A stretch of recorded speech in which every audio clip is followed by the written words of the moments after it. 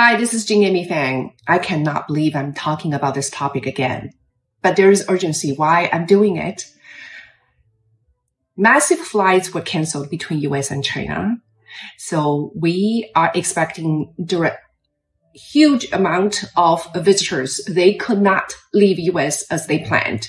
So they are facing the situation.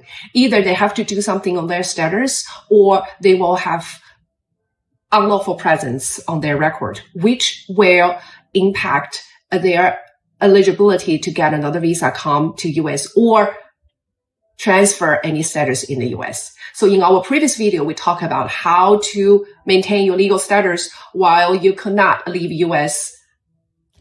You can go check that video. But today we're going to tell you about the huge different trend in terms of how uscis will accept the reason and give you the approval for your extension of your status. 2 years ago, when the pandemic was really serious in the US and when massive flights were canceled, and if you use the reason like, I could not get a flight ticket to leave the US, my flight was canceled, so I have to stuck in the US. Please give me extension of my status. uscis give a lot of approval based on this reason because that's a reason uscis accepted at that time. But now, when the pandemic is almost over in the US and we have seen a huge change of the trend on what kind of the reason are acceptable by uscis if you wanted to extend your status here. For example, if you are here to do the sightseeing, so you are on the B2 visa, and if you use the same reason, your flight was canceled and you cannot leave US on time, that's not acceptable by uscis as the reason to extend your B2 anymore.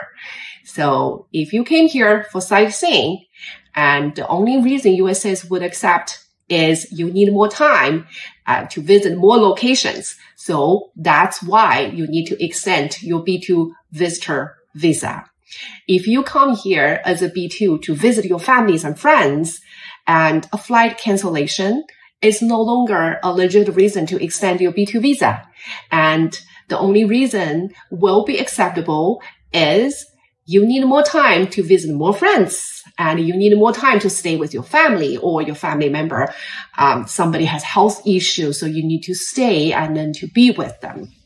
That's the legit reason. And that's the reason consistent with the original purpose when you apply for your visa. So that's a huge change we see on the position of uscis in terms of adjudicating a B2 status extension. So if you can do it right, you can successfully get a B2 approval while you are waiting in the US.